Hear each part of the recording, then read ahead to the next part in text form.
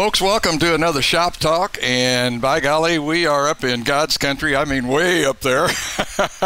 We are in Smithville, and boy, we're only about a mile from the lake. Sean, must be great living up here. Well, if you're not racing, you might as well be at the lake. So. I hear you. I guess that's my other summer passion is fishing besides racing. I absolutely love to get out on the water and do a little of that. But Sean, we're going to talk about you tonight, buddy. You've been racing for what, about 6-7 years now? This is the sixth season. Sixth season. So just about through with that. Yeah, but understand now you're from Iowa originally, born and raised in Iowa. Really, that's true, God's country up there. So. For you, yeah. But your dad owned an IMCA modified up there, and Yep. that's more or less where you got this urge to want to go racing. Well, I remember going and watching, quite a few races with my dad and my grandpa Foster. They were huge race fans.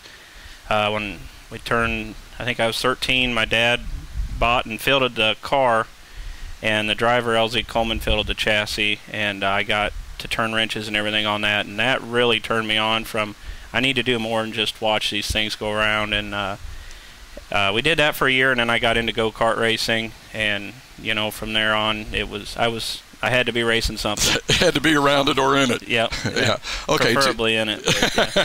Okay, then 2003, though, you finally do get your first car, and you start racing at Lakeside in the factory stock class. Sean, is there anything that sticks out about that first year that you were out there racing, good, bad, or ugly? Or it was all bad. We sucked. It was terrible. The best thing of that year, my daughter was born, and as far as the racing goes, it wasn't very good. We got our feet wet, and we learned what it was all about, and that the learning curve was real steep. At that point, though, we were going against a lot more cars. We were running 2B mains every night, and we always were, towards the front of the pack of the B main. We just couldn't get over that hump and get into the A main and get up and run in the top 20 or top 10. So it was a steep learning curve. A lot of times it's, as they say, get that monkey off your back. It's almost like you just, like you say, you can't get over that hump and get that little bit more that you need to kind of push you on into the next level that you want to go to in racing. 2009, now you've been in, like I say, in racing for 6 years. You briefly touched on it there just a minute ago, but what is it that a person that's just coming into factory stock class really needs to know about racing a factory stock? I mean, so many times guys sit there. They're not a whole lot. People think that it's just I put a number in a roll cage in a stock car, and there's some stuff that they let us do. For the most part, they are really stock cars. We don't have the suspensions the modified or the Grand Nationals have, but there's a lot of things that you can do to them. And, a lot of people don't realize the maintenance is as strict as it is. If you want to be fast, you have to eliminate the breakdowns. Getting into the top 5 is one thing, but, on lap 10, if you're broke, it did you no good. That's what we struggled with the last couple years. We were as fast as we are this year, but, just no consistency with it. So Dale Newman got me on a really strict maintenance program, and, that's been the key. But for somebody just getting started, they're surprised with the money it takes.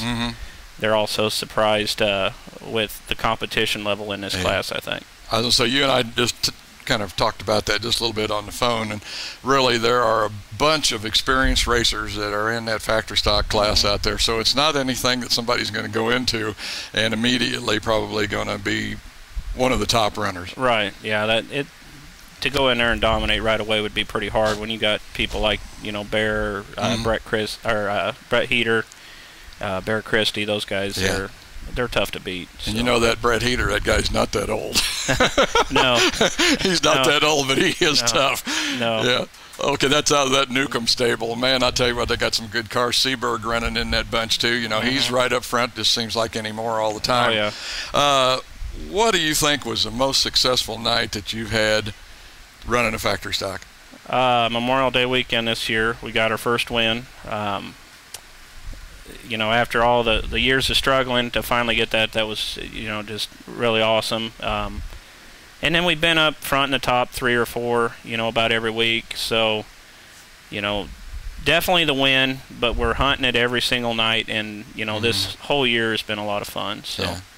But that win's what we're there for. I was going to say, everybody loves to win. Yep. Always, you can count them as just a lot of fun, and like you say, a real high point for your career. talked about the high point. Has there been a night when you just thought, man, let's take this thing to the junkyard? Or there's been a lot of them. There isn't one that sticks out. The first car we ever bought, I took it to practice.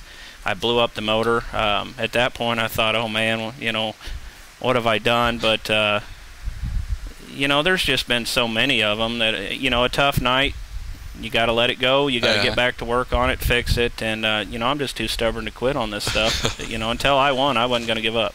Yeah. So it's a challenge every week. I can't remember who I was talking to here recently, but like I say, on Friday night you're a hero, and Saturday morning you're back to zero. Yep. So every week it's starting over, putting things back together, trying to figure out what you can make better, and just going on down the road. Going to work and paying for them, and they don't care how you did there. So. Right. Everybody struggles, especially when you're first starting out. And I think you already mentioned one of the guys that you go to when things aren't going right. Who's your go-to guy, especially this year at Lakeside? Especially this year, it'd be Dale Newman. You know, Keith Jennings helped me out a little bit. He's the one that got me set up with Dale Newman. But this year, Dale Newman sponsored me. We spent a lot of time this off-season going through the car, making it right.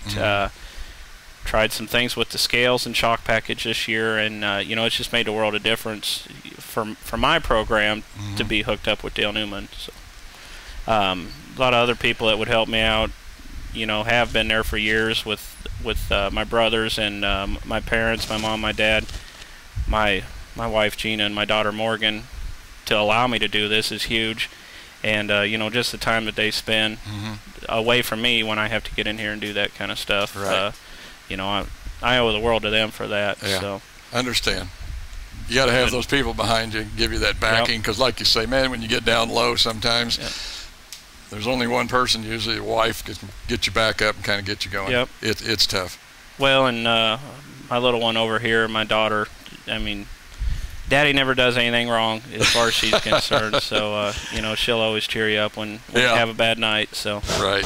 One thing I wanted to mention, or I wanted you to mention, was who built your motors first?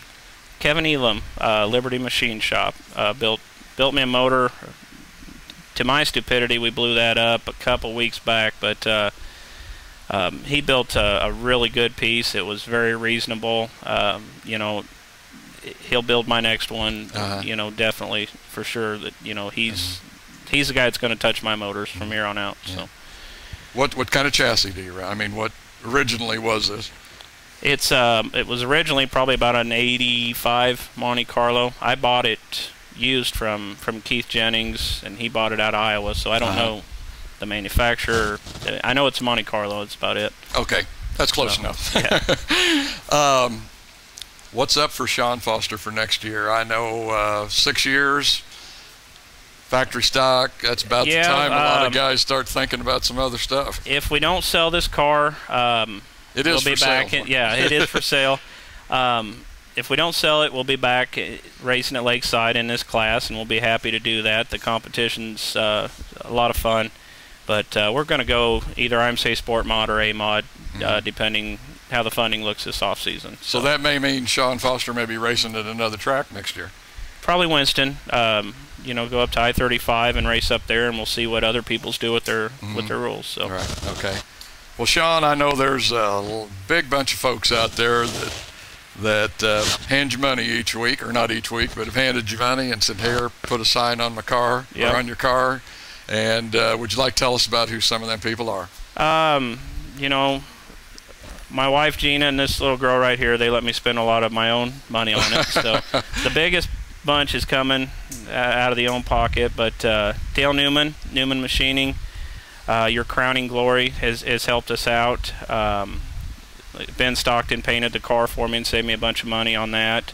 GFY Graphics and My Tires KC. Okay. So. That's pretty much it then. All right, folks, Sean Foster, he's got some goals. One said other win this year. He's got one. His goal for this year was 2. But that's going to do it for Shop Talk.